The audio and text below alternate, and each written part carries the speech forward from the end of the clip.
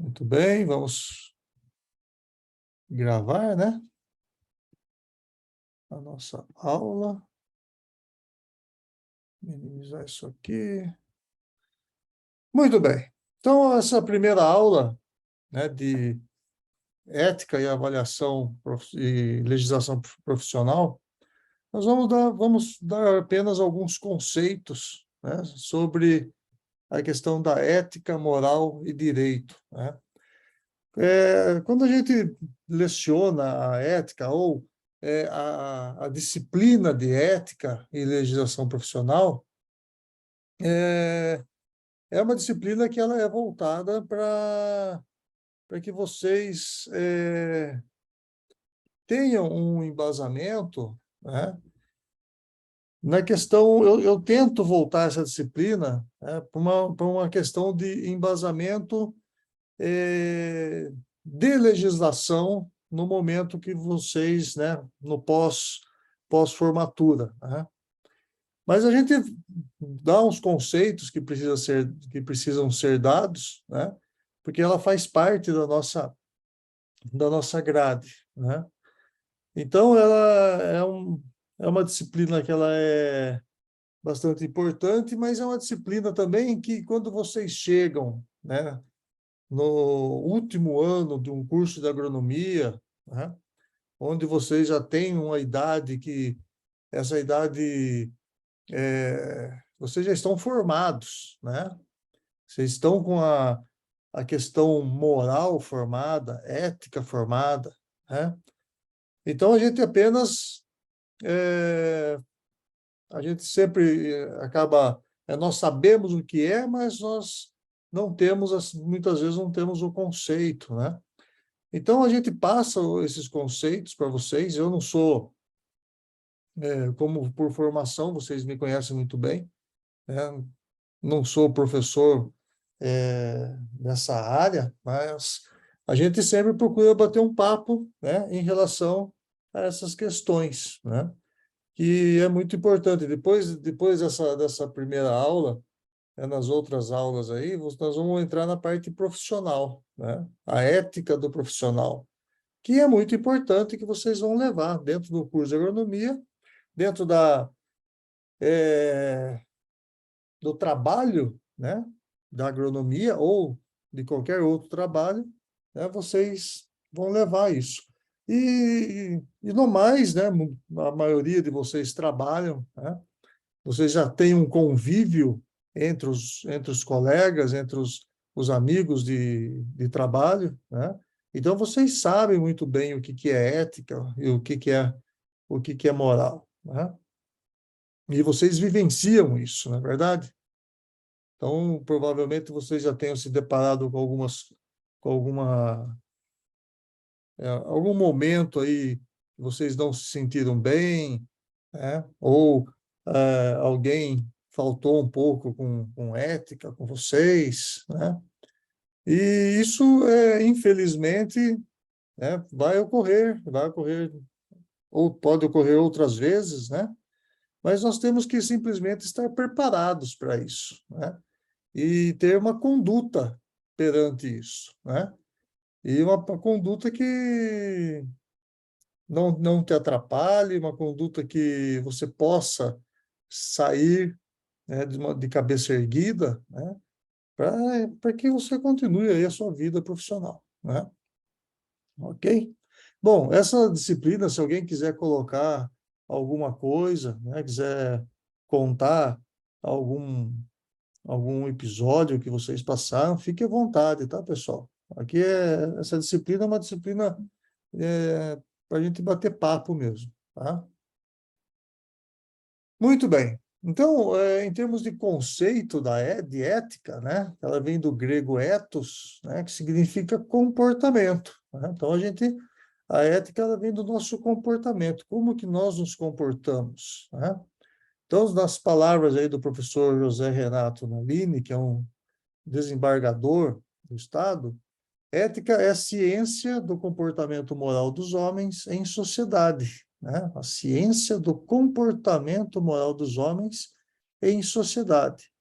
Então, é uma ciência, pois ele tem um objeto próprio, tem leis próprias, um método também próprio, né? A singela identificação do caráter científico de um determinado ramo do conhecimento. Nós temos outros conceitos de ética. Deixa eu pegar um outro conceito aqui que eu estava vendo agora mesmo, só um minutinho.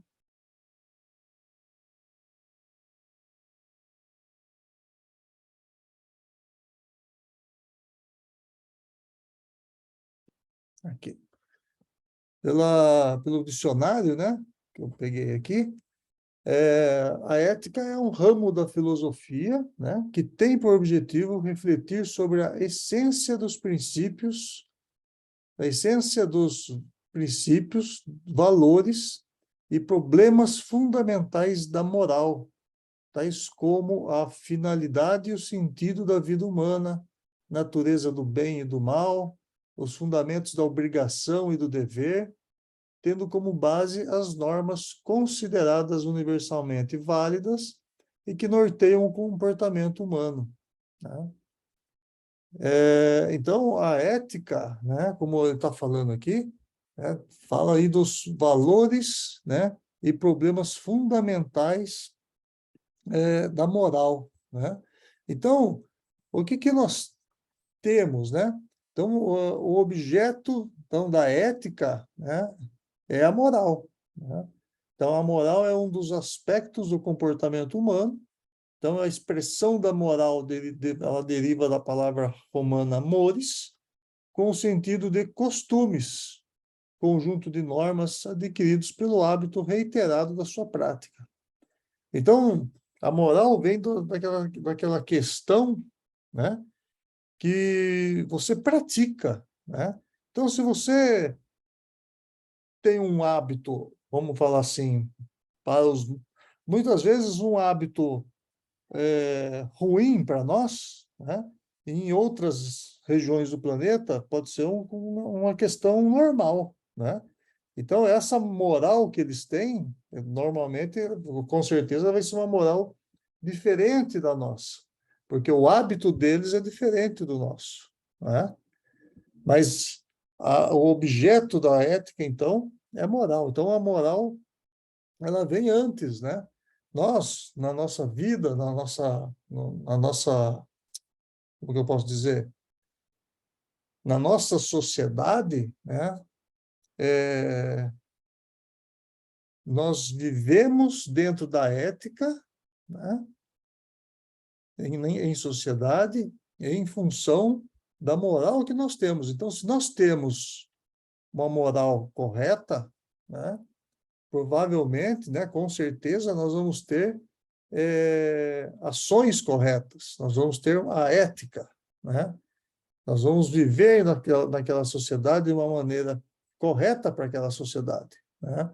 Então, a ética está relacionada à opção, ao desejo de realizar a vida, mantendo com os outros relações justas e aceitáveis, né?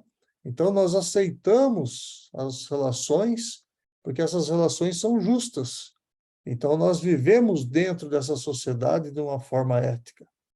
Então, via de regra, né, a ética está fundamentada, então, nas ideias de bem e de virtude, enquanto valores perseguidos por todo ser humano e cujo alcance se traduz numa existência plena e feliz. Olha que bonito, né?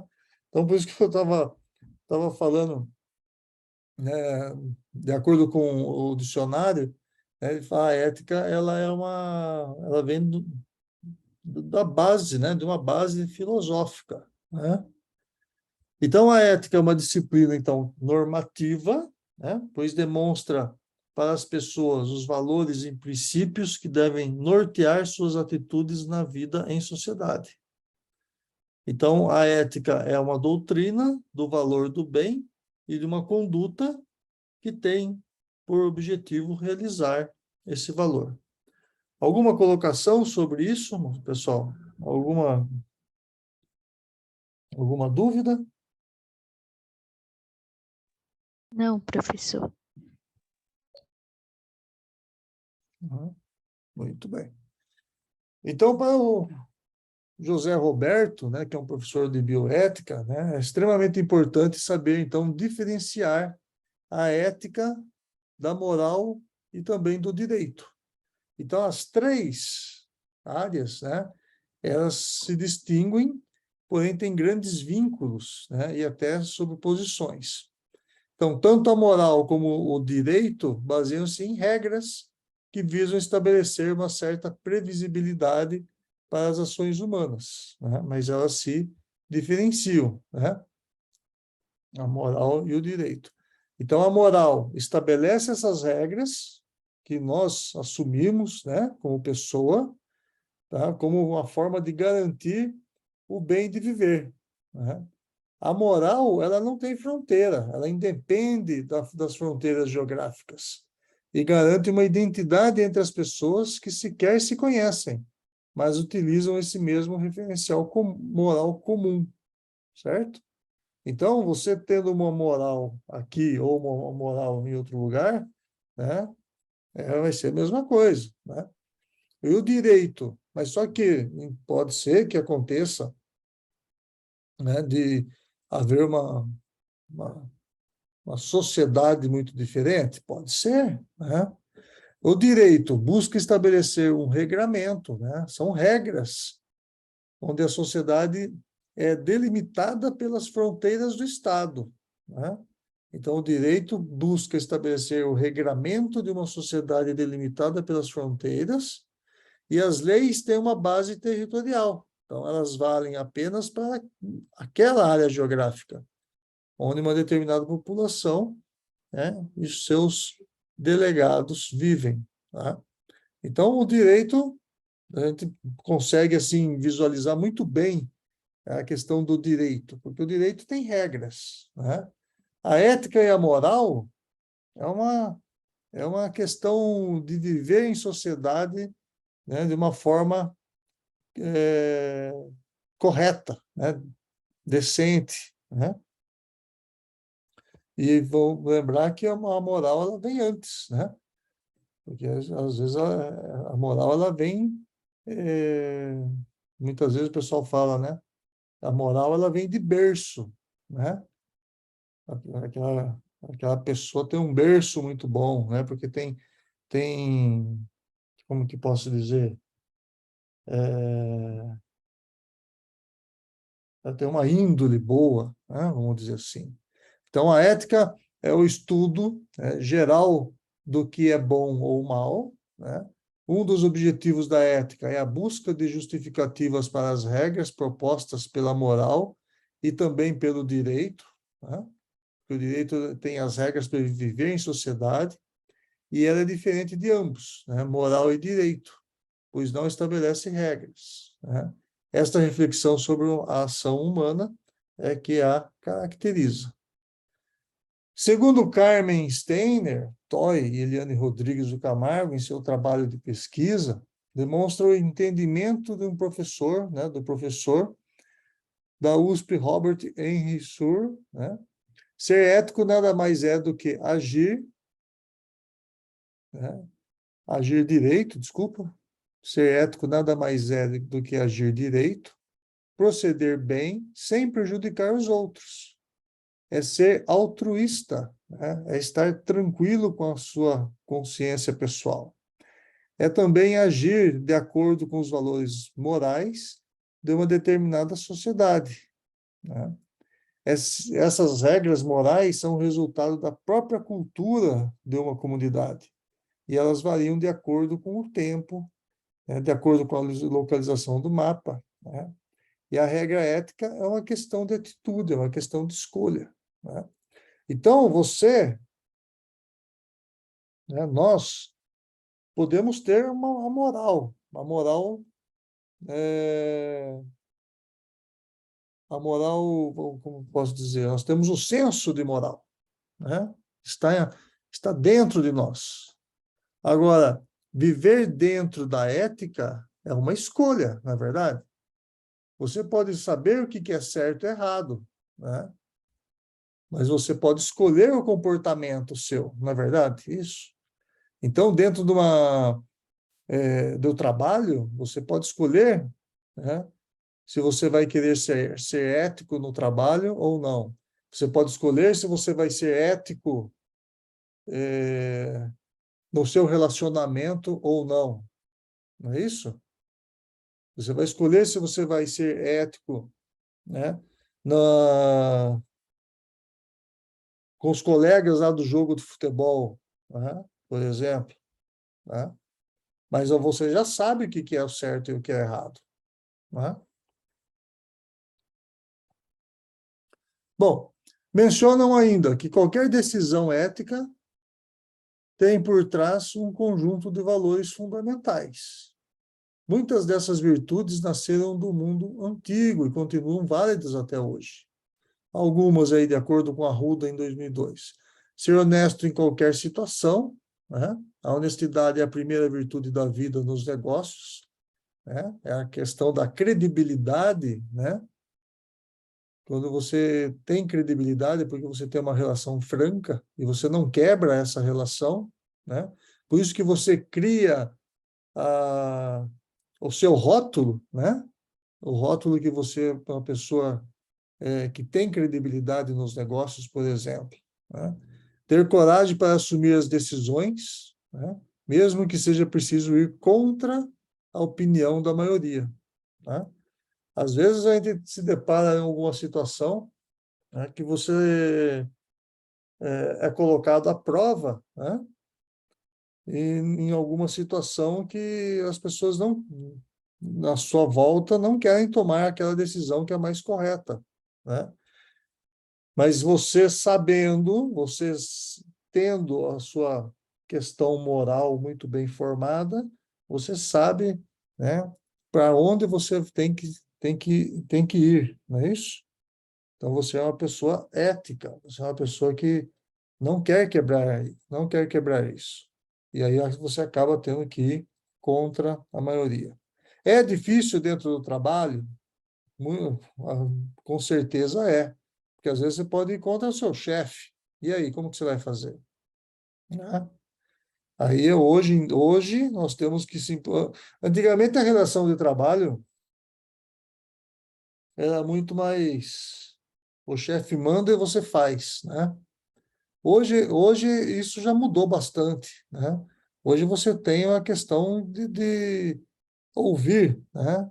Você tem reuniões e todo mundo coloca a sua opinião, coloca o seu ponto de vista e muitas vezes entra num consenso, mas às vezes não, né? Ok, pessoal? Ok. Tranquilo, professor. Sobre esse caso aí de às vezes ter que ir contra o seu chefe, eu já passei por uma situação dessa também, viu, professor? É complicado, cara. Muito complicado. Trabalhei numa seguradora e, como o senhor sabe bem, acompanha aí o mercado, deu uma seca muito grande nesses 2 últimos anos, né? Então, as safras de soja, safrinhas de milho foram todas prejudicadas. E Certo. a seguradora ela não se preparou para isso, né? Eles venderam, venderam, venderam, aí na hora de pagar, eles queriam reter ao máximo esses pagamentos, né? E aí eles começaram a bolar estratégias e achar furos no contrato só para não pagarem indenizações que eram devidas de pagamento, sabe? E aí acabei que não concordei com essa situação e busquei outra oportunidade para poder não me associar a isso. É. Mas isso acontece demais, cara. Isso acontece. Não, você dentro da sua convicção moral, né? Você quis partir para a ética, né? E aí você não concordou e acabou saindo, né? É louvável, louvável da sua parte. No trabalho, né, em relação aos trabalhos aí, sempre vai se deparar. Ó, um exemplo muito, muito típico que alguém pode vivenciar isso é questão de defensiva agrícola, né? Muitas vezes você pode estar você pode estar trabalhando numa cooperativa, ou numa loja, uma agropecuária, por exemplo, e as pessoas vão chegar lá para você e pedir uma receita, né? Pedir, eu preciso de um produto para uma tal situação, mas esse produto ele não como que posso dizer? Esse produto ele não está habilitado para aquela cultura, por exemplo, né? E isso acontece, né? E assim, eu até sou um pouco suspeito de falar, porque no nosso país essa questão de defensivo agrícola é um problema sério. Por quê? Porque o custo para você registrar um produto, um defensivo agrícola para uma cultura é alto. Agora deve ter barateado bastante, mas ele era muito alto. Então, as fábricas, eles não registravam o produto para determinadas culturas. Eu vivi muito isso na questão de rosas, por exemplo, flores, né? Por quê? Porque é muito mais. Aonde que um determinado produto vai ser usado? Vai ser mais usado? Uma cultura de soja, milho ou uma cultura de flores? Né? Soja e milho. Então, a empresa vai lá e registra o produto para determinada doença ou inseto que ataca soja e milho. Né? E as rosas, por exemplo, o crisântemo, que é um mercado pequenininho, fica de lado. Né? Mas nós sabemos que aquele produto químico ele é bem utilizado, ele tem uma eficiência muito boa, só que não era registrado. Né? E isso na vida vocês pode se deparar facilmente com uma situação dessa. Né? E aí, como que você vai agir? Né?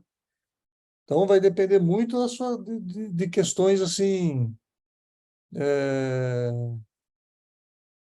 questões assim de conhecimento. Primeiro você tem que ter o conhecimento se pode ser usado ou não pode ser usado. Se tem outros exemplos que já foram usados para determinada cultura, né? Isso é uma coisa normal que nós enfrentamos. E também enfrentamos diversas outras situações em relação a colegas de trabalho também, né? Dentro de lojas, de cooperativas. E isso vai de cada um, né? Né? De acordo com a sua moral, você vai saber trilhar aquilo, né? De uma maneira, né, mais tranquila. Né? Bom, outras questões, né, que a gente estava falando aqui, né, de acordo com a Arruda, né? Então, é honestidade, ter coragem, né? Ser tolerante, né? E flexível, né? Muitas ideias aparentemente absurdas podem ser a solução para um problema, mas para descobrir isso é preciso ouvir outras pessoas, né? Ou avaliar a situação sem julgá-las antes. Outra situação, outra questão, ser íntegro, né? Você agir de acordo com seus princípios, é o que você fez, né? Mesmo nos momentos mais críticos. Outra questão é ser humilde, né? Só assim nós conseguimos ouvir o que os outros têm a dizer e reconhecer que o sucesso individual é resultado do trabalho da equipe. Né? Então, nós temos diversos momentos aí e nós temos, né, que ser humildes. Acho que a humildade ela é uma questão, acho que faz muito bem, né? Logicamente que você, em alguns momentos, você tem que se impor também, né? E nós, gente, nós temos que aprender também a falar não, muitas vezes, né? Eu sei que isso não tem muito a ver, né? Mas muitas vezes as pessoas vêm, pedem as coisas para nós, né? E nós já estamos por aqui, né, de trabalho, e nós não sabemos falar não. E quando a gente não sabe falar não, você pode ter certeza que alguma coisa que você deveria fazer, né, vai ficar para trás, né? Então nós temos que ter essa consciência, né, do que você pode, né, do que você tem condições de fazer e o que você não tem condições de fazer. E saber falar não no momento que mais precisa, certo? Muito bem. Então, a ética, né, ela propõe tornar o homem cada vez melhor. E é mesmo, né? Para a gente conseguir viver, né, dentro de uma ética no trabalho, dentro da ética numa sociedade, dentro da ética na nossa família, né? E em muitos momentos nós vamos ser colocados à prova e nós vamos ter que saber lidar, né, com isso. Ok? Muito bem. Deixa eu só... Eu vou colocar um outro artigo aqui que eu achei na internet, que é interessante. Deixa eu ver se eu acho ele aqui só um minuto.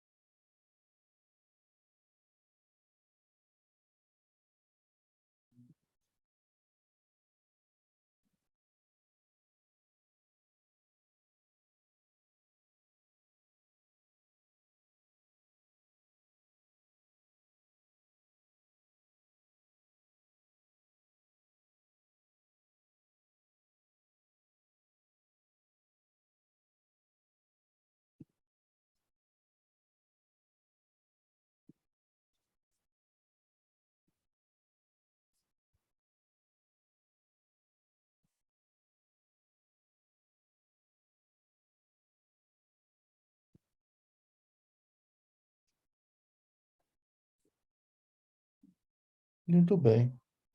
Todos ouvindo aí? Vocês estão me ouvindo? Sim. Então tá bom. Então eu peguei um artigo aqui de filosofia, né? Foi publicado em outubro de 21, né? Ética e moral, quais as diferenças entre os conceitos, né?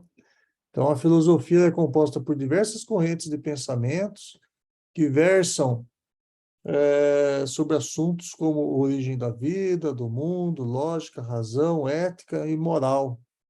E, nesse sentido, compreender esses conceitos é a base para o estudo dessa ciência. Então, vamos ver esse artigo aqui. Então, introdução à ética e à moral. A ética e a moral são assuntos curiosos para diversos simpatizantes da filosofia e suas vertentes, seja em momentos de decisões difíceis, contextos formais, ambientes familiares, cotidiano empregatício e outros cenários. É comum encontrar dilemas sobre esses temas. Imagine uma situação: uma mulher que está com muita vontade de comer uma barra de chocolate às 11 horas da noite e possui apenas um único pedaço do doce. De repente chega uma amiga, né, sua que está grávida e aparentemente a gestante está triste porque viu um comercial de barras de chocolate e está com vontade de comer. Curiosamente, o chocolate da propaganda é idêntico ao que a mulher tem em casa. A questão é dar ou não o doce para a amiga. Por simples que pareça, né, mas essa questão, para resolvê-la, é comum recorrer à ética e à moral, para entender as dimensões por trás dessa problemática, né? Então, vamos acompanhar esses conceitos. Então, o que é a moral? Em uma sociedade existem existem costumes e ideias sobre o que é certo e o que é errado. Com essa separação, os indivíduos conseguem uma realidade mais harmoniosa e permite um direcionamento para as ações cotidianas. Por estar atrelado ao contexto social, o conceito de moral varia entre os povos, localizações, nações, famílias, religião e outros fatores. Além disso, ao longo do tempo, os comportamentos são alterados e a definição de moral torna-se líquida e adaptável aos diferentes momentos históricos. Hoje nós vivemos um pouco isso, né? Na ocasião descrita sobre a barra de chocolates, a mulher é gestante, né? Existem escolhas morais possíveis, conforme a vivência e individualidade da personagem. Não dar o chocolate à amiga, por mais que minha amiga esteja com vontade, eu preciso me colocar em primeiro lugar e não tenho onde comprar esse chocolate agora. Dar o chocolate à amiga. A mulher pode ter aprendido que não se pode negar desejos a uma mulher grávida. E, nesse caso, para ela seria certo ceder o doce à amiga, e isso a faria feliz. Então, percebemos que fazer uma coisa ou outra é uma decisão individual e perpassa pelo julgamento moral do sujeito. Nesse caso, conforme as superstições ou realidades das famílias. Por exemplo, a escolha seria induzida pelos costumes sociais. Entenderam essa questão da moral, nesse caso? E o que é ética? Enquanto a moral vai se relacionar com a motivação da ação de um indivíduo ou sociedade, a ética trabalha com o estudo desses princípios. De modo geral, então, a ética discursa sobre os fundamentos da moral e como eles influenciam os contextos sociais. Nesse caso, essa área da filosofia é responsável por sistematizar o pensamento cultural para que esta, por trás de cada ação, para o pensamento cultural que está por trás de cada ação ou escolha. Por exemplo, a ética deontológica está relacionada com os princípios norteadores do meio profissional, enquanto a ética utilitarista versa sobre a finalidade das ações em termos de utilidade ou falta dela. Então, as diferenças entre a ética e moral. Uma das diferenças entre ética e a moral é que a primeira tem uma ideia mais universalista e coletiva, de maneira que tem um olhar abrangente sobre as formas de vida e organização social.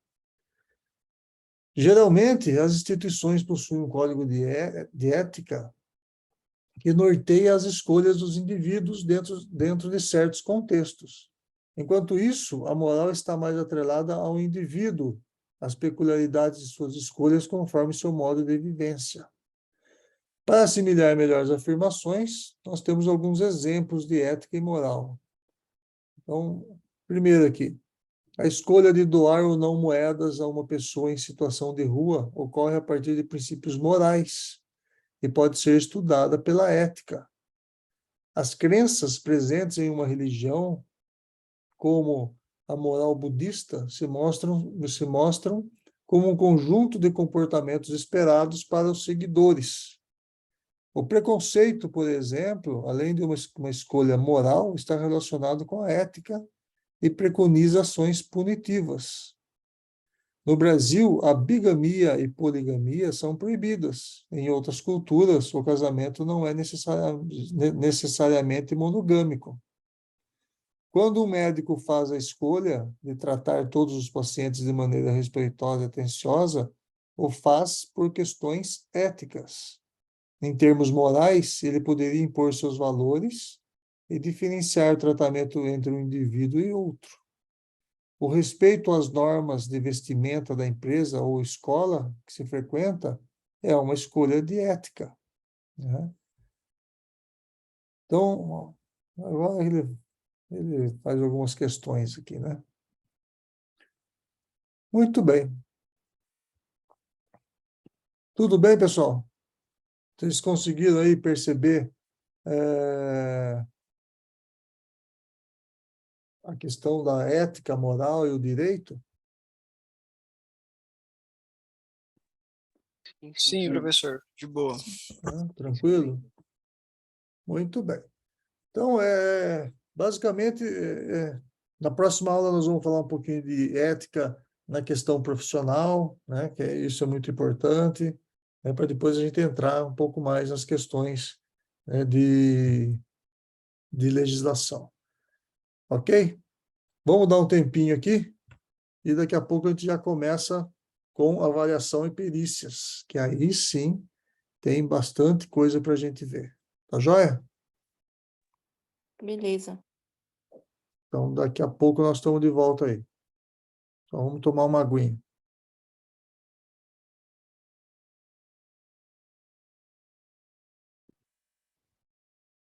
Boa. Bom, pessoal, então é o seguinte, nós vamos começar, então, a disciplina de avaliação e perícias rurais, tá? Todo ano eu começo já falando sobre os conceitos, né, os métodos e tudo mais. Esse ano eu vou começar um pouco diferente. Eu não sei se vocês têm, se alguém aí já tem, como que fala? Tem experiência? Alguém já trabalhou com avaliação de imóveis rurais? Acho que o Luciano fez, né? Luciano que fez, né? Bom, Ah, então, pessoal, ao invés de eu começar falando dos métodos e tudo mais, eu vou começar por um exemplo de avaliação de imóveis rurais. Para daí a gente ir, né? Nós vamos começar, eu vou mostrar um exemplo de imóveis rurais para depois a gente focar em todo o conteúdo que vai ser dado durante o semestre todo, né? Dentro de avaliação de imóveis rurais, né? Então, quando a gente vai fazer, né, uma avaliação do imóvel rural, nós queremos simplesmente saber o valor dele, né? Qual que é o valor daquele imóvel? Então, aquele imóvel tem lá 1.000 hectares, dos 1.000 hectares ele tem 600 hectares de agricultura, tem 400, né, 300 hectares de pastagem, 200 hectares, 100 hectares 200 hectares aí de reflorestamento, né? Não importa, nós queremos saber o valor dessa terra, né? Então, trouxe aqui um exemplo. Caputo e Caputo é uma empresa de avaliações de imóvel rural. Eles, inclusive, deram para a gente uma dessas semanas agronômicas, eles foram fazer uma palestra uma vez para a gente, né? E aí eu peguei esse relatório deles, né, como exemplo, né? Então, para vocês verem, todo o conteúdo da disciplina vai ser para chegar no final e vocês conseguirem, né, fazer um laudo desse tipo, né? Então, essa avaliação desse imóvel rural, ele traz todo um sumário, né, com objetivo, o escopo, a localização do imóvel, né, características da região, né, que vocês vão poder ver aqui, clima, relevo, vegetação, a descrição do imóvel, essa imóvel, esse relatório é um relatório hipotético que eles criaram justamente para fins didáticos, né? Roteiro de acesso, utilização das áreas de matrícula, solução ambiental.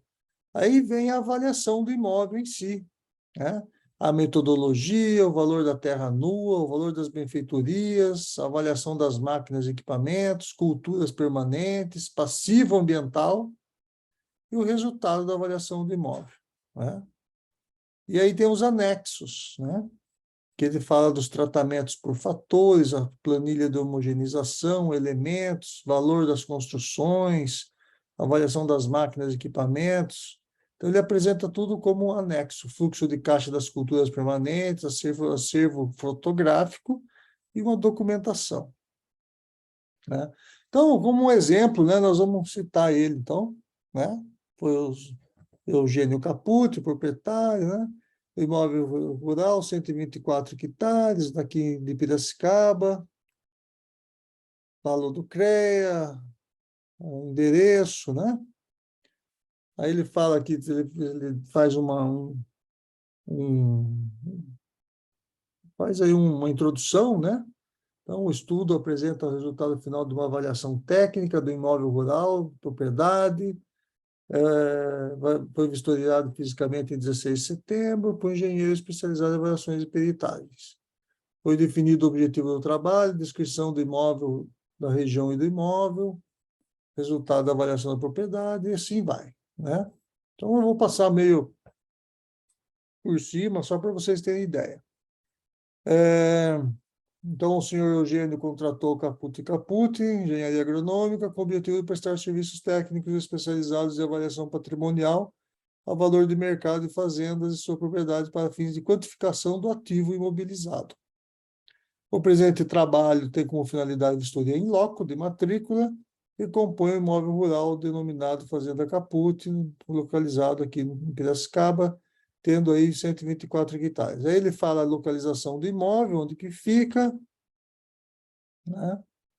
O cadastro da fazenda, a matrícula, né? As coordenadas geográficas, e aqui ele mostra aqui a propriedade, tá? Ele delimitou aqui a propriedade, tá? Fala do clima, né?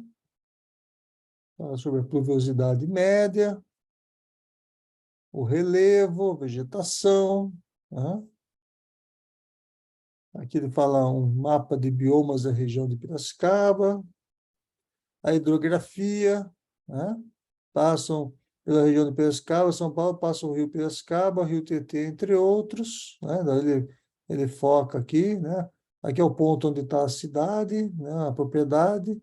Aí ele fala aqui o rio Piracicaba, depois o rio, na verdade, né? Rio Piracicaba, aqui o rio Tietê, né? O rio Sorocaba, ele se encontra. Aí ele discrimina o solo, né? Fala sobre o solo, os tipos de solo, as rodovias, né? Na questão da logística, quais são as rodovias ali daquela região, né? Nós chamamos isso de essa questão de situação, né? Como que é a situação da propriedade onde está localizada, né? Questão de ferrovias, hidrovias, né? Então, põe um mapa aqui hidroviário, os portos, né? Armazéns. Aí ele fala da descrição do imóvel. O imóvel apresenta 95% da área aberta e cultivada com café, possui topografia suavemente ondulada, leva incremento de declividade em direção às drenagens e solos com bom nível de fertilidade. O roteiro de acesso sai do município de Piracicaba, vai pela rodovia do Açúcar, sentido a uma outra cidade, que é Rio das Pedras. Segue por 7 quilômetros, vira à esquerda, na via de acesso 155-308, e segue por mais 3 quilômetros até a sede da fazenda. Aí o imóvel tem 124 hectares, né? 111,57 hectares abertos e cultivados com café, 7 hectares ocupados por estradas, benfeitorias e 5,78 hectares de vegetação nativa. Aí a topografia, o solo, hidrografia de novo, as construções civis e benfeitorias. Então, o imóvel possui as seguintes construções: reservatório de água, caixas d'água para adubo líquido, casa de bombas, barracão de irrigação, caixa d'água, casa de captação. Aí ele fala das questões ambientais, né?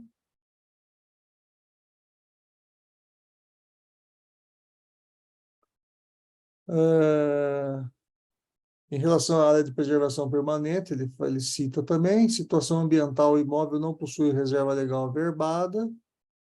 Daí ele começa a questão da avaliação do imóvel rural. Daí ele fala sobre a metodologia. Então, esta avaliação foi elaborada segundo as normas do IBAP, Instituto Brasileiro de Avaliações e Perícias de Engenharia, e também da NBR 14653, tá? Da Associação Brasileira de Normas Técnicas, e o grau da fundamentação 2 e precisão 3. Tá? A norma oficial da avaliação de imóveis rurais, que é o NBR 14653, que é a parte 3, né? Da norma da BNT. Tá? Então, ele cita aqui a norma. Aí ele fala o valor de mercado. Só um minutinho só.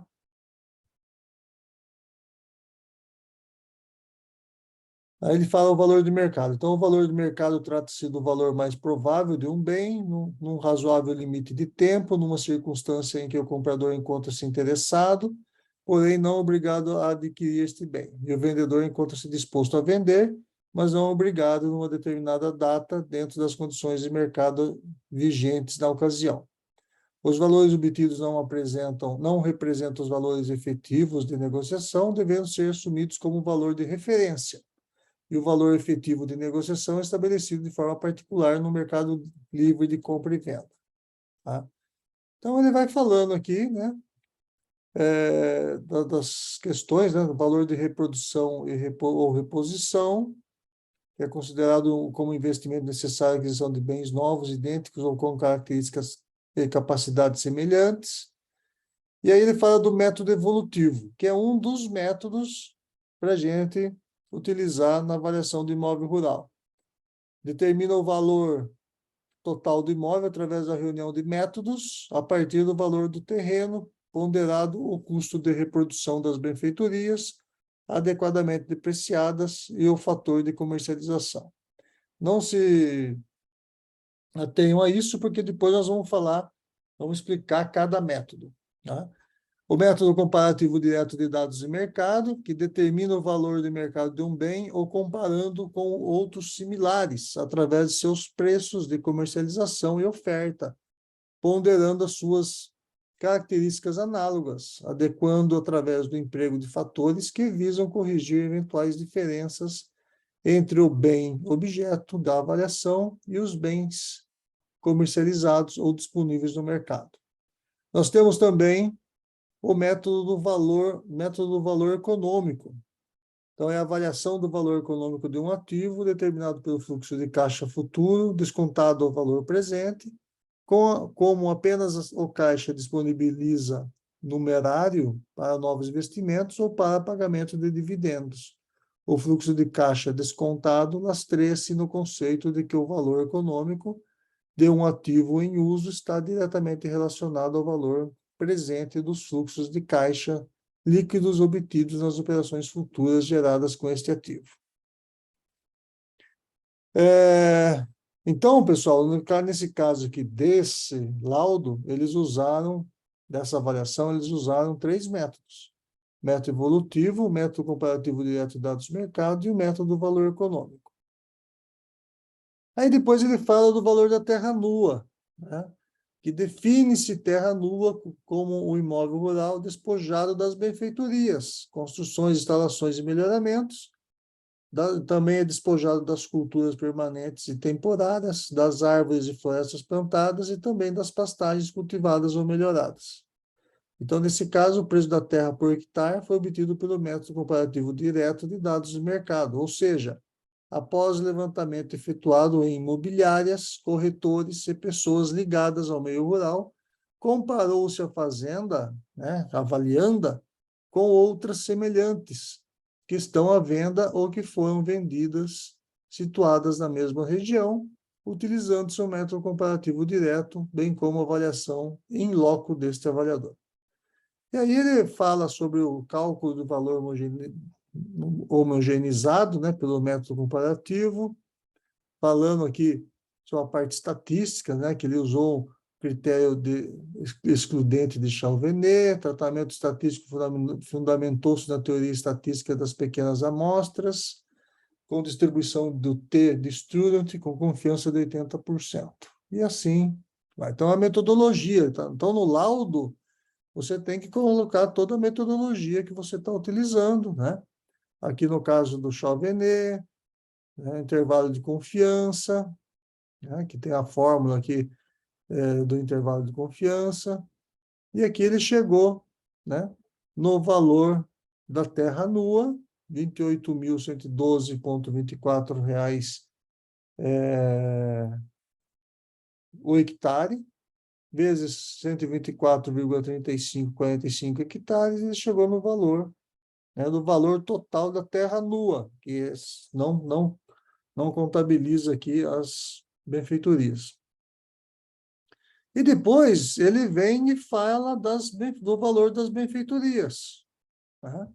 Então, ele fez uma avaliação das benfeitorias, né? Ele usou também, né, utilizando o método da quantificação do custo definido pelas normas NBR 14653, parte 1 e parte 3, né? Através da reprodução dos custos de seus elementos, obteve-se o valor de reposição desse grupo de bens, né? Aí ele explica, né? E aí ele vai colocando o valor de mercado das construções civis. Então, um reservatório de água para irrigação com manta impermeabilizadora, com aproximadamente 4 metros de profundidade, ele vai custar aí R$ 239 mil, para 20 mil metros cúbicos. Caixas d'água, 7.200, casa de bombas e filtros, 32.500, barracão de irrigação, 26.400, outra caixa d'água metálica, 6.100, casa de captação, 3.800, certo? Avaliação de máquinas e implementos, também, né? Avaliou as máquinas e equipamentos pela equação de Caires, né? Que é uma equação da engenharia de avaliações, né? Trazendo o valor de mercado após a inclusão da idade e estado de conservação daquela máquina. Então, ele fez aqui o valor das máquinas e equipamentos da fazenda, né, 19.570. Ele avaliou também as culturas permanentes, pelo método valor econômico da cultura. Então, de acordo com esse critério, o valor das culturas corresponde ao valor presente dos rendimentos líquidos das safras pendentes e futuras, de acordo com a produtividade esperada para cada safra. Desta forma, no cálculo do valor das culturas foi adotado o fluxo de caixa futuro descontado do valor presente. Aí ele usou uma taxa de desconto, né, que é um nível de risco, né, do empreendimento, né, de 11%. Então, a taxa de risco adotada corresponde aos riscos naturais e mercadológicos para a cultura. Mercadológico que a cultura sofre ao longo dos anos, diz respeito à incerteza da inflação, da política monetária e orçamental, as mudanças. Normalmente, o pessoal usa a taxa, né, Selic, tá? Nesse caso, ele usou uma taxa de 11%. E aí ele fez o cálculo do valor, né? Então, ele fez o cálculo do valor. A cultura permanente avaliada é o café, que é plantado em 111,57 hectares, espaçamento 3,80 por 0,5, né? Considerou a produtividade média de 30 sacas por hectare, né? Aí o custo de produção foram levantados por produtores regionais e são compostos por insumos, operações, serviços na fase de implantação, manutenção e colheita. O valor bruto de comercialização adotado foi de R$ 508 por saca de café, considerando no valor comercializado 2,85% referente ao Fundo Rural e 2,2% referentes ao INSS. E o valor líquido de comercialização, portanto, foi de 378,89 sacas por café, sacas de café. Então, ele mostra aqui o valor, né? Matrícula, café, 11 hectares, e aí o valor deu 18.677.000. E aí ele fez uma avaliação do passivo ambiental também, né? Que chegou aí um passivo ambiental de R$ 114 mil, tá? E aí ele faz um resultado geral da avaliação, tá?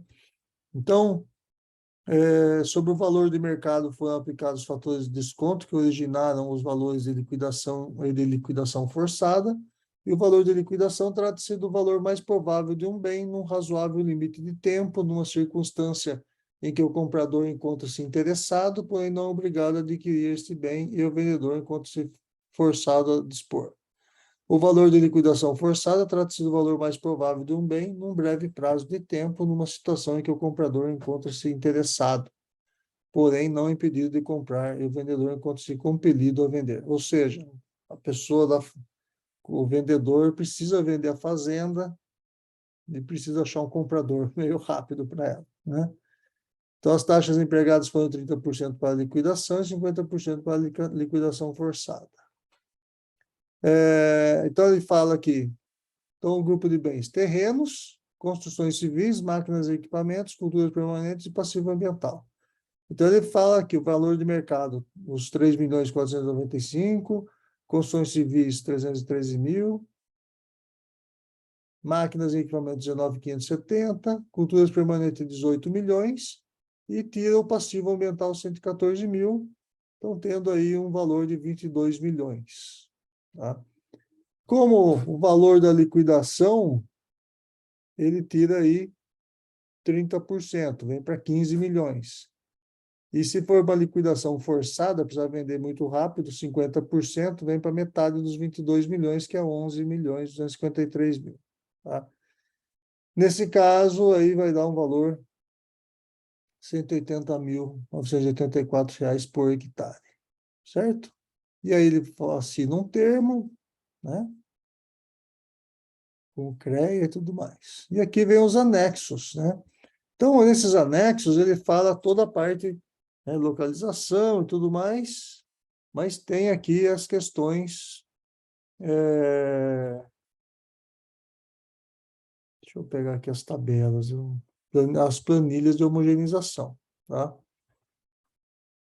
Então, pessoal, o que eu gostaria de mostrar para vocês, é que não é apenas uma fazenda que ele está avaliando. Então, todos esses itens aqui, ó, de 1 a 18, foram as fazendas que eles deram uma olhada, né? Que eles pesquisaram, conversaram com o corretor de imóveis rurais.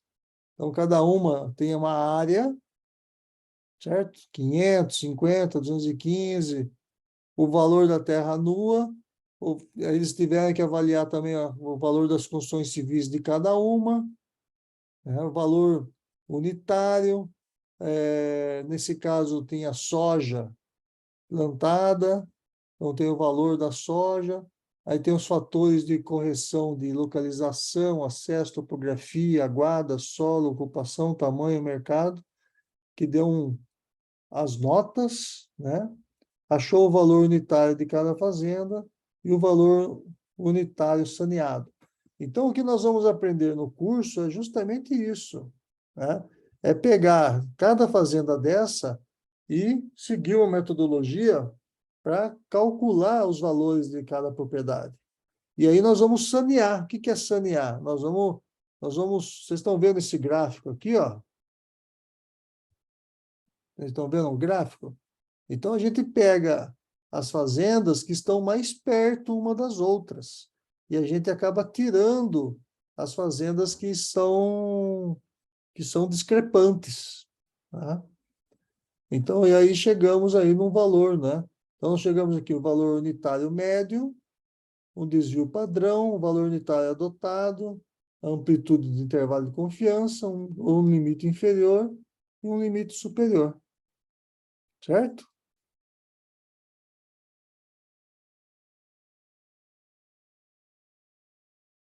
Aqui é uma ficha uma ficha de cada fazenda que eles foram pesquisando. Tá? Ok? Alguma colocação, alguma dúvida sobre o que nós falamos?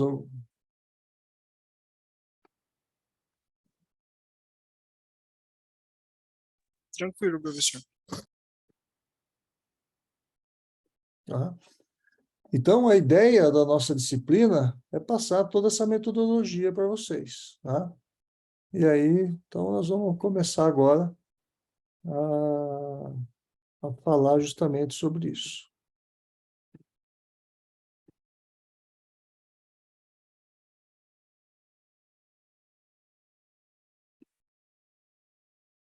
Muito bem.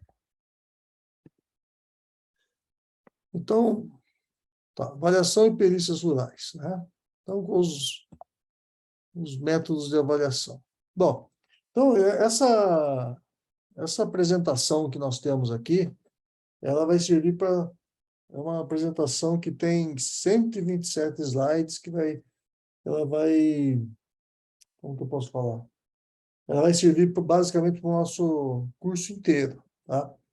No meio do caminho, nós vamos parando de falar sobre a aula, mas vamos fazendo exercícios, certo?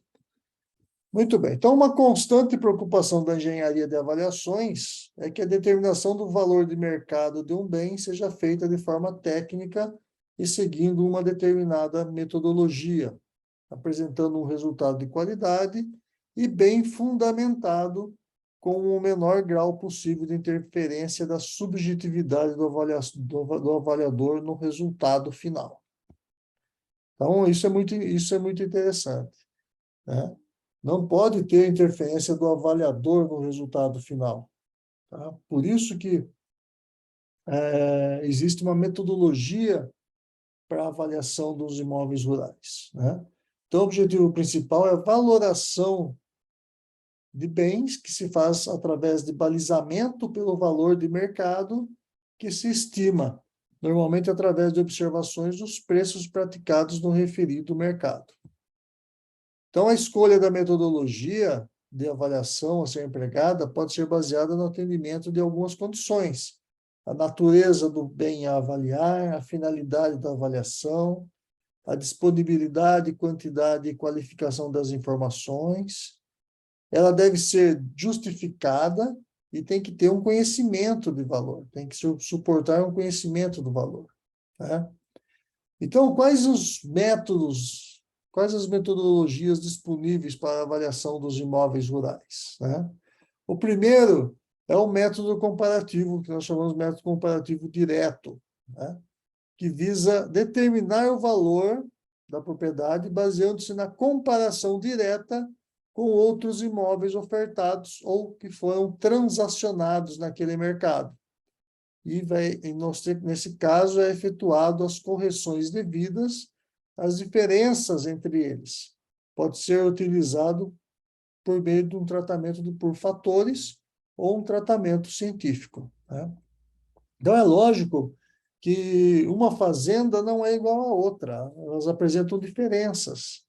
E nós temos que pegar essas propriedades, caracterizar essas propriedades e dando notas, né, para cada propriedade e chegar num valor para cada uma delas. E aí nós vamos comparando, homogeneizando, saneando esses dados.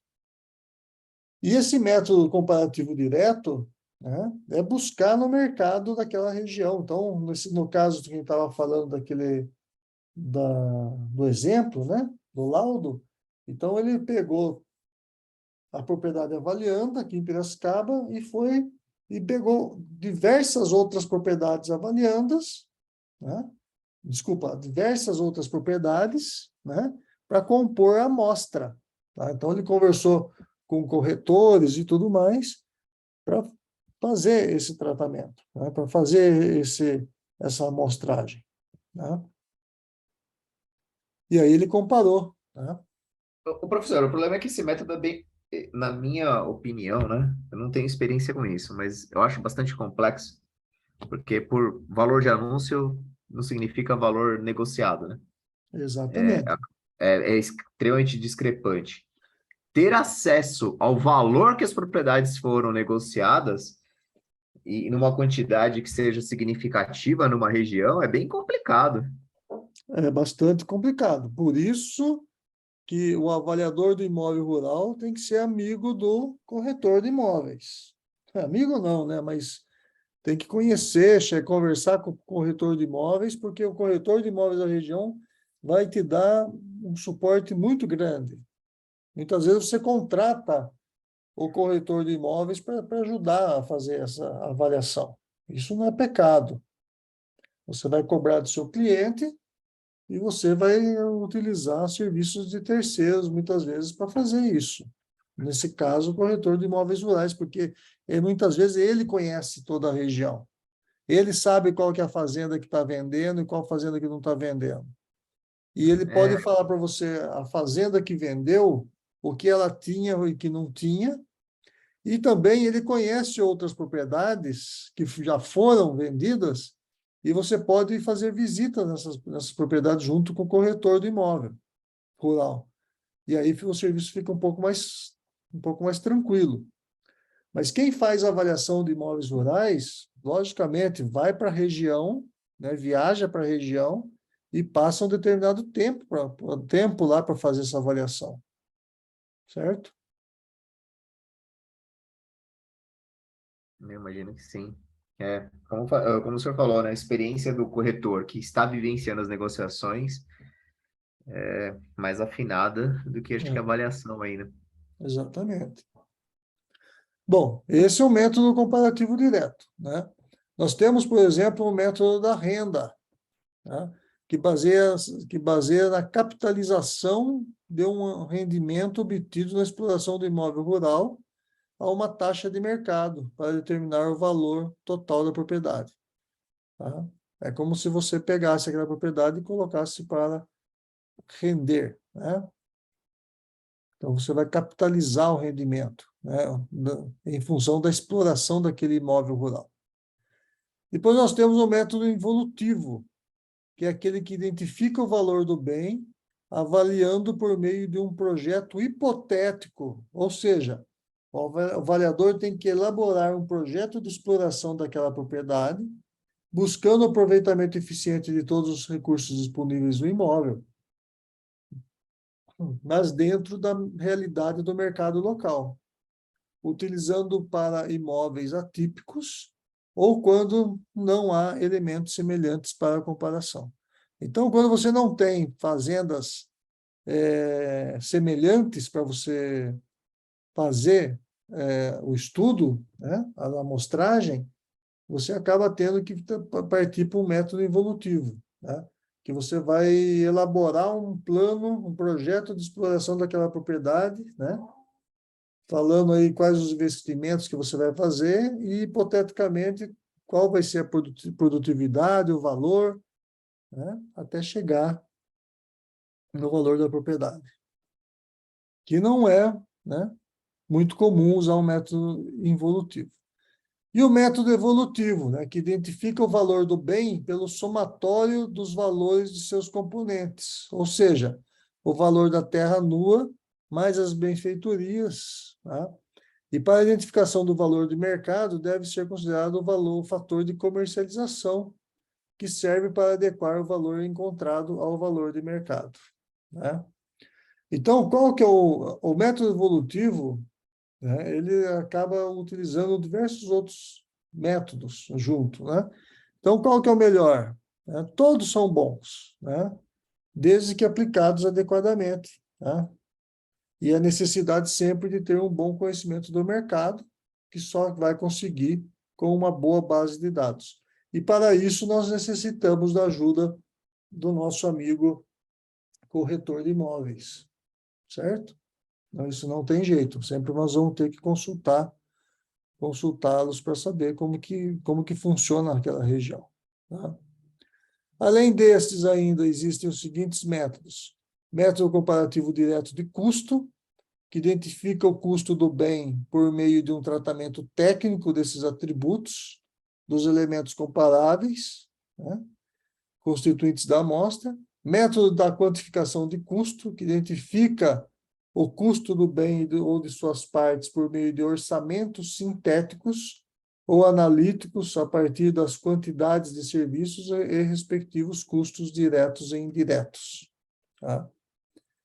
Tudo bem? Então, essa foi uma pincelada de quais os métodos. A maioria das vezes, os métodos que nós usamos mais, né, é o método comparativo direto, né, do mercado, do valor de mercado, tá? E o evolutivo, né, que acaba usando diversos outros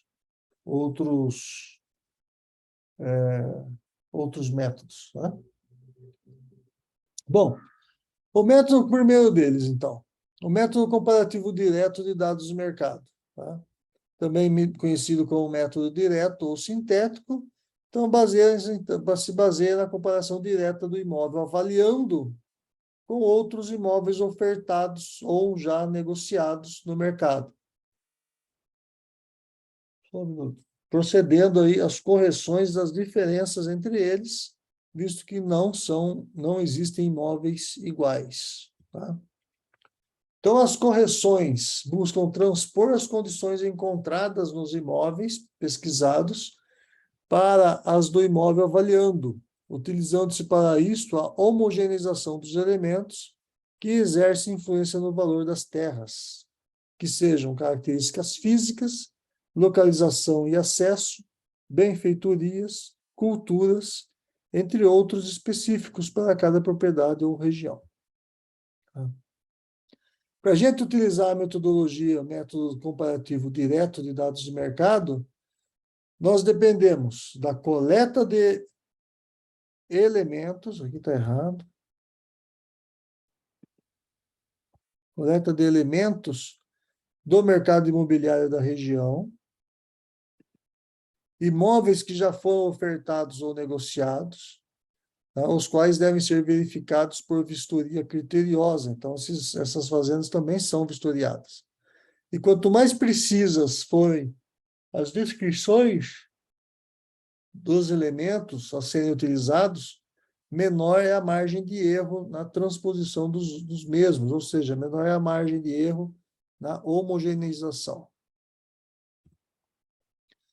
Bom, o método só pode ser considerado eficiente se houver abundância de informações, tanto do imóvel como do mercado, depende da região e da estagnação do mercado de imóveis, tá? Se o mercado tiver muito estagnado, quer dizer, quando às vezes a gente tem alguma região que não ocorre vendas diretas, né? Não tem tanta venda assim. Por quê?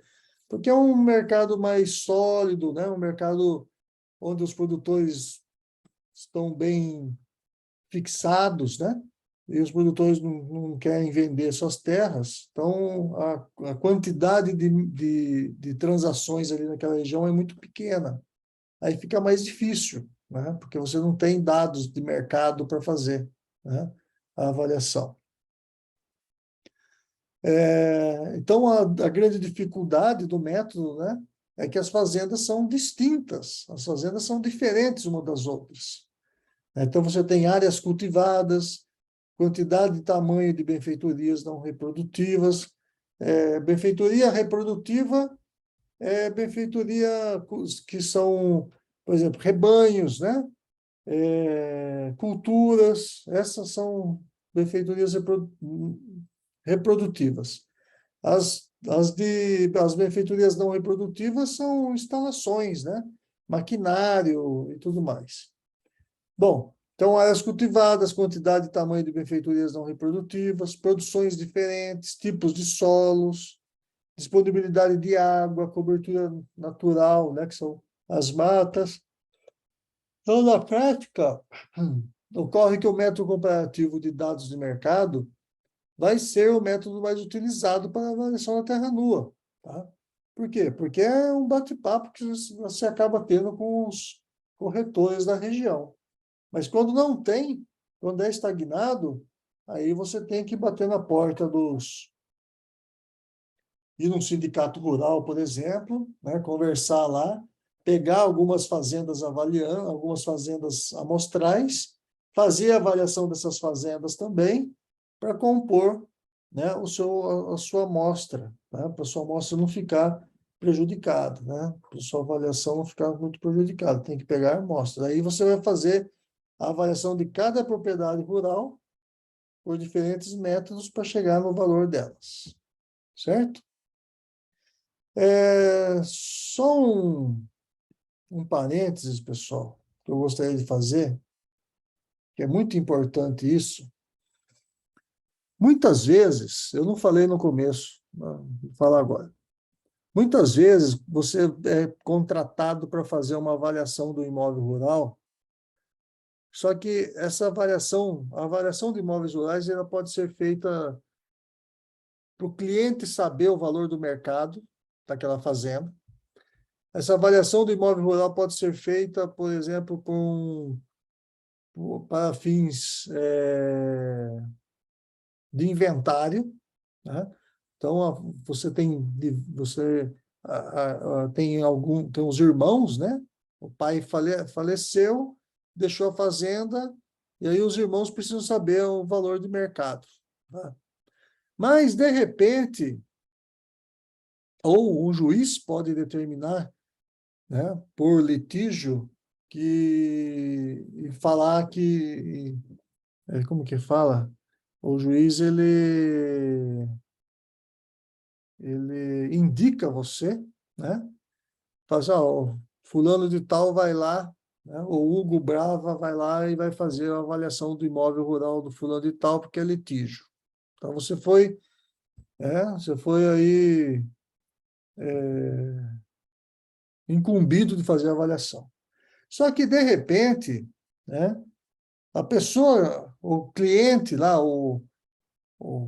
a família, né, que está no litígio, tá, você conhece um dos irmãos, tá? Ou seja, você é suspeito de fazer aquela avaliação.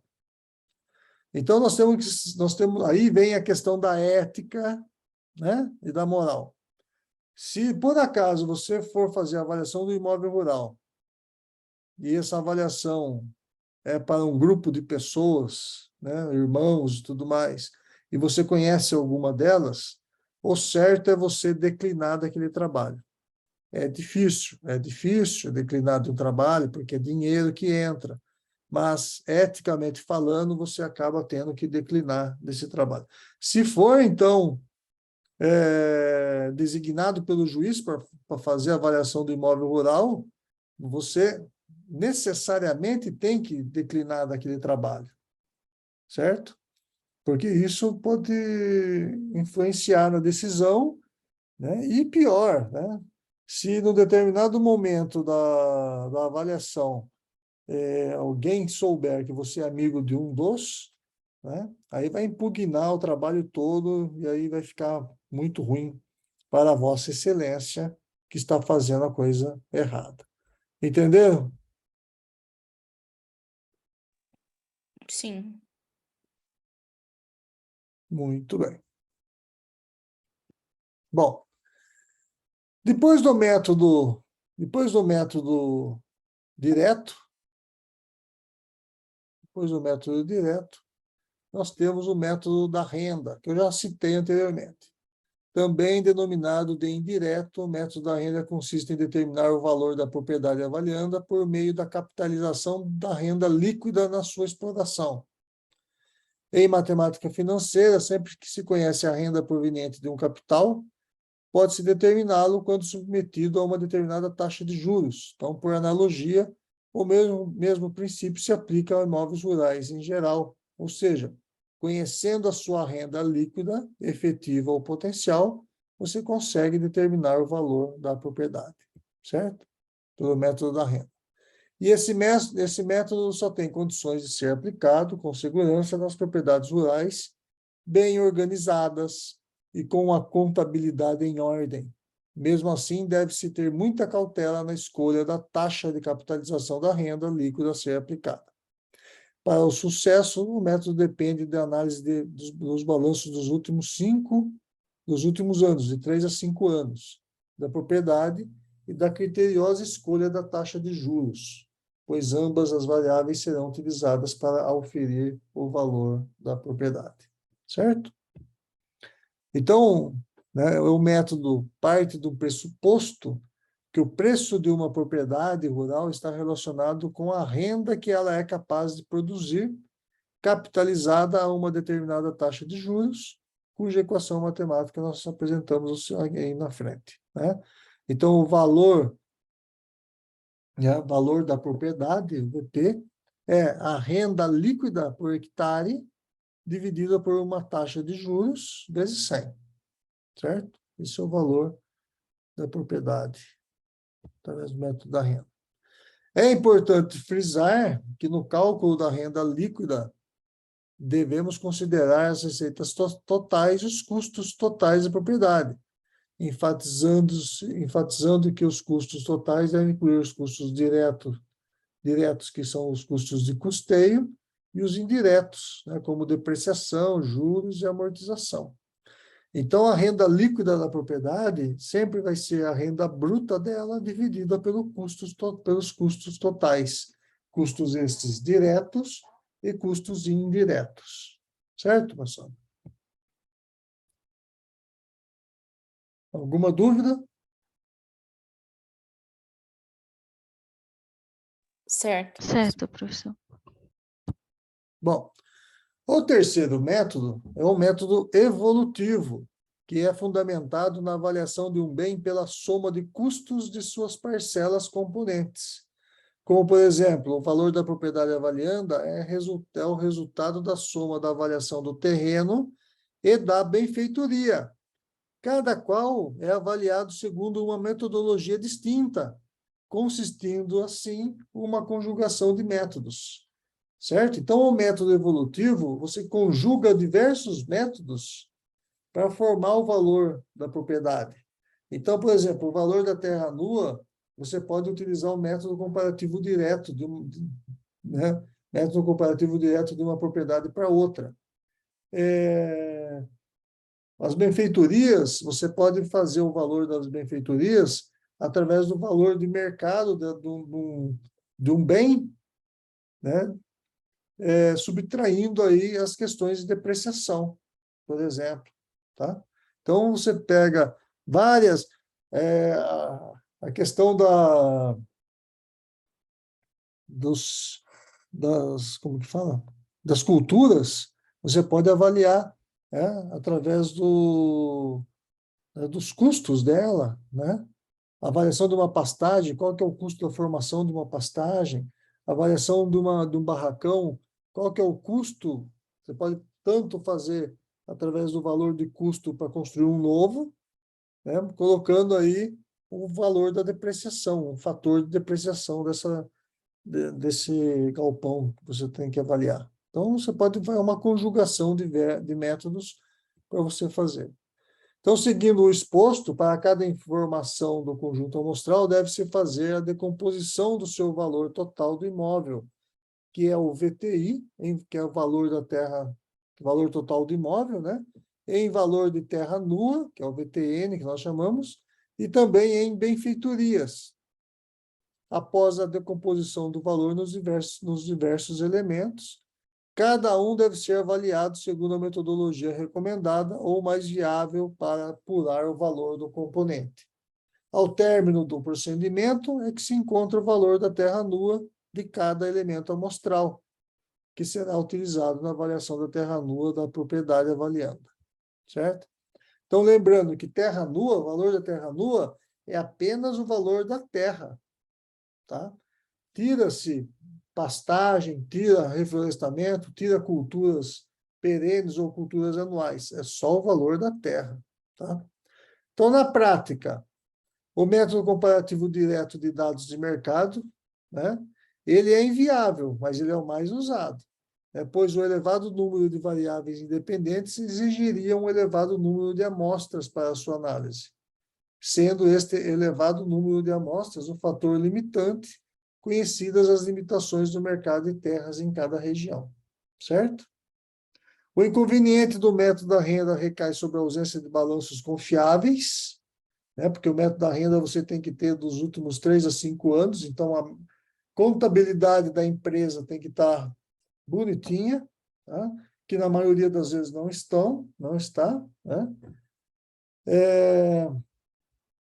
Então, dada a baixa ou mesmo a ausência de escrituração das propriedades rurais, somado aí a incerteza quanto à taxa de juros a ser empregada, tá? Desta forma, analisando as metodologias de avaliação de bens disponíveis, é possível, então, afirmar que a avaliação do imóvel rural deve ser feita pelo método evolutivo, né? Que vai determinar o valor do bem por meio de um somatório do valor individual de cada parcela da sua propriedade, determinado segundo a sua própria metodologia de avaliação. E o desmembramento desses elementos gera, então, uma sensível redução dos fatores de homogeneização utilizados para a terra nua, facilitando a viabilização dos trabalhos do avaliador de imóveis rurais. Vocês lembram que eu mostrei para vocês aquele exemplo de laudo? E no exemplo de laudo, ele estava conjugando lá, se eu não me engano, 3 metodologias. O valor comparativo direto, o da renda, se eu não me engano, e tinha mais um lá que ele estava utilizando mais uma outra metodologia. Então, eu estava usando 3 metodologias para fazer a avaliação do imóvel. Tá? Então, os imóveis rurais, diferentemente de outros imóveis, possuem muitas vezes uma complexa estrutura produtiva, que vai englobar diversos elementos diferentes interagindo para a expressão máxima da sua capacidade produtiva. E esses elementos podem ser naturais, como terra, recursos hídricos, recursos florestais, ou não, como as culturas, as construções, as edificações, obras e melhorias do terreno. Tá? Por isso que é importante fazer a separação dos elementos em grupos. Certo? Então, tá aí. Então, a composição do imóvel rural, nós vamos fazer a diferenciação de todos eles. A terra nua, né? As construções que tem naquele imóvel, os semoventes, que são os rebanhos de porco, cavalo, bovinos, né? Bovinos leiteiros ou bovinos de corte, cada um tem seu valor. Os recursos naturais, as culturas, as máquinas e os implementos, produtos diversos, como um sistema de irrigação, por exemplo, e outros. Certo? Então, dada a complexidade dos imóveis rurais, além de visto alguns conceitos e legislações sobre a avaliação de imóveis rurais, o avaliador deve proceder, no mínimo, à separação do mesmo em terra nua e benfeitorias. E, segundo as recomendações da norma, a terra nua deve ser avaliada pelo método comparativo direto de dados de mercado, enquanto as benfeitorias pelo método recomendado em virtude de suas características, mas que varia entre método de renda e método de custos. Certo? E ao término da avaliação de cada um dos elementos existentes na propriedade, deve ser feito, então, o somatório destas parcelas para a apuração do valor total do imóvel rural. Certo, pessoal? Alguma dúvida?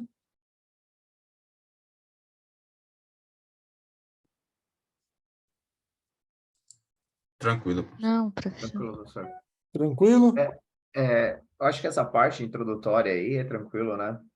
Como o senhor falou, o difícil é conseguir os valores, né? Valores das terras, essa parte é complexa. A pesquisa no campo é mais complexa. Né? Depois que você vai para o campo, você já vai com tudo já bem organizado, vai para o campo, consegue coletar todas as informações. Aí sim você pode voltar para o escritório e fazer os cálculos que precisam ser feitos e chega no laudo rapidinho. Mas o negócio é ir para a parte de campo, tirar foto, fazer a avaliação certinha, para depois ir para o escritório e trabalhar tranquilamente lá. Certo?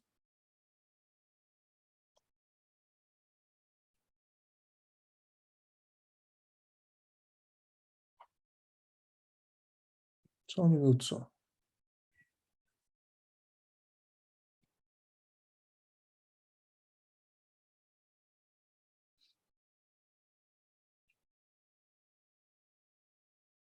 Bom, então, pessoal,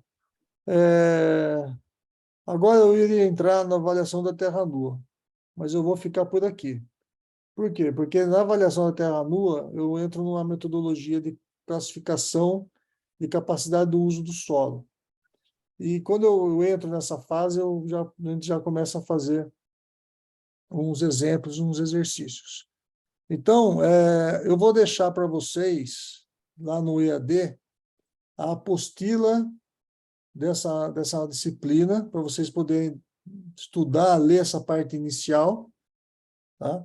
E na próxima aula, nós vamos entrar falando sobre a avaliação da terra nua, e nós vamos estudar um pouco a parte de capacidade, né? Os critérios que nós fazemos para avaliar a terra nua. E um deles é a classe de capacidade do uso de solo. Vamos falar sobre situação, né? que são os mais usuais, né? E que são os mais utilizados pelos avaliadores. Tá certo?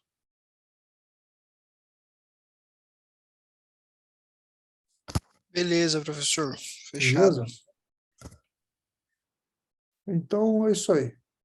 Então, uma boa noite para todo mundo. Fiquem com Deus. Boa semana. Tá frio aí em São Paulo? Com força. Esfriou hoje, Um pouco, para hoje. professor. Tá um pouco sim. Choveu? Choveu Choveu. ontem. Aqui É. choveu hoje também. Aqui só deu uma Eu acho chuvinha, passou. que pro final de semana vai esquentar de novo, professor. Vai, né? Final de semana. Tá joia. Então tá bom, pessoal. Então, uma boa noite para todo mundo aí. E até a próxima aula. Boa noite. Certamente, senhor. Valeu.